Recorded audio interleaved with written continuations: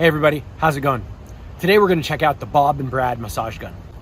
Massage guns are pretty big in the triathlon and endurance sports community, running, cycling, and so forth. So we're going to look at this massage gun, we're going to see what it's like, but we're also going to ask ourselves, is it really useful? What's it used for? And how should it be used? So let's get into it.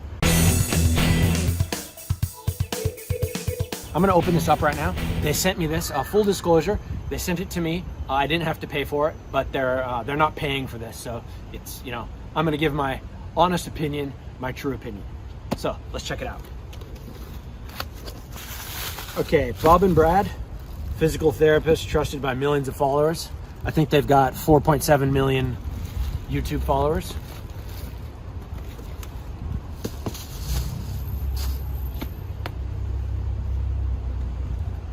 Pretty small box, just weighs like 2 or 3 pounds. Definitely quality packaging.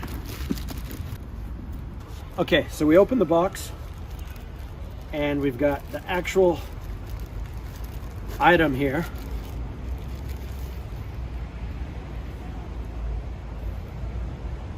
Pretty compact, small. The build quality, it's awesome. It's very, it's got a nice rubberized surface, very solid, nothing like loose, or it just feels really good, like a real quality product. So now, if you look up straight down here, I'm going to show you the five attachments they have. So they got this one, which is good for like palms of hands, palms of feet. We've got this flat one here, which spreads the weight out. Something in the middle. We've got this foam ball. It's like styrofoam, but it's not going to break. It's strong. And then finally this one, which might be good for your Achilles or certain places. So what we're going to do now is I'm going to put this one on, and it's pretty cool. The charging is down here. I love it. It doesn't come with a USB wire. I don't need another wire. These things are everywhere, right? It was already charged. Push the button. There we go. And I think the amplitude, or how far it goes, is like 8 millimeters. And as we crank it up, it goes faster and faster. There we go. So I'll try it again. I'll put it on the highest speed. Hear the sound? Not very loud at all. Okay, let's see how it feels.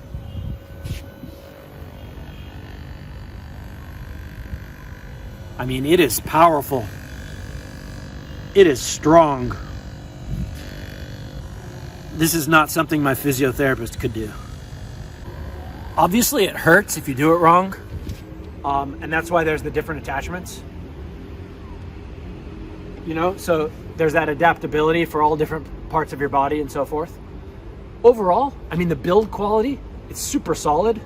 The battery meter here, it's a high-end product, It might be made in China, but it's not, it doesn't have the, the Alibaba feel. It has this is something that could be sold in a high-end department store or something like that, or a sports shop that, if I owned a shop, I'd be proud to carry a product with this kind of build. The question I'm getting at, though, is what for? Yes, it feels good. Yes, it should do what a physiotherapist does or a physical therapist does. But what does the science say behind it? And for that, I'm going to cut to the TriDoc, who's, episode 70 of the TriDoc podcast actually discusses massage guns. Let me cut over to him. Hey there, it's Dr. Jeff Sankoff from the TriDoc podcast and TriDoc Coaching. And Andrew asked me to drop a little video talking about the utility of massage guns. Essentially, there hasn't been a lot of research on massage guns. There's really only one study that we could find and one case report that talks about massage guns in any meaningful fashion. The study that we found looked at 16 different athletes and looked at a comparison between using massage guns versus using nothing as a means of warming up. and it looked at the massage guns on the calf muscle, and then put athletes into a quick little routine where they assessed whether or not the calf muscle was a little bit more stretched out after using the massage gun versus doing nothing at all. And it turns out that the massage gun versus nothing actually does give a little bit more of a limber lower leg muscle, which is great. The problem is I don't think anybody out there is doing nothing when they warm up. So the real question that we would want to know is the massage gun better than, say, active stretching or an active warm-up, or not? Because if you're going to invest the money into a massage gun, you want to know if it's better than what you're actually doing, because I don't think anybody's going out there and doing nothing at all. That being said, without doing any studies, I think most of us know that when we use a massage gun, it feels good and it makes us feel better. And the psychological impacts of using a massage gun is something that's kind of difficult to quantify. Nobody has actually done any studies to see whether or not massage guns improve recovery, whether or not they make repeated performance any better or not. So I don't think we can say anything about them.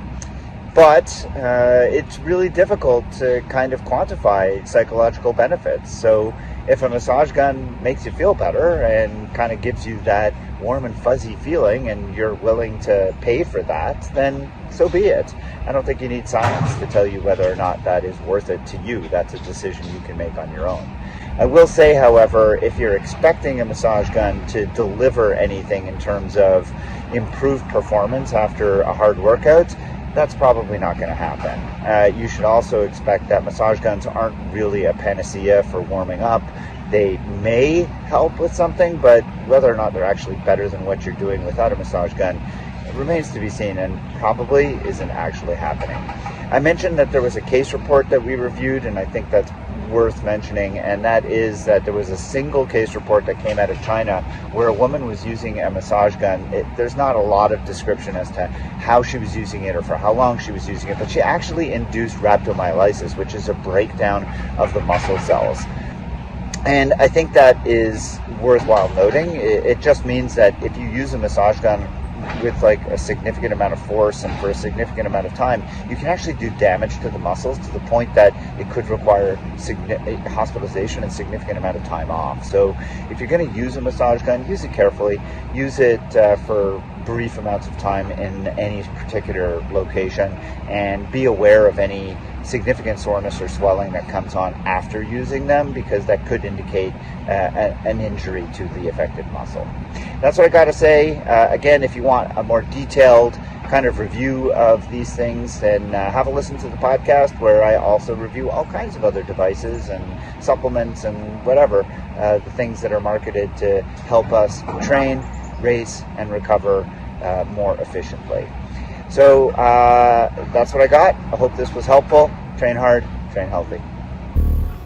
Okay, so it's a really solid product for sure. These things have become cheap now.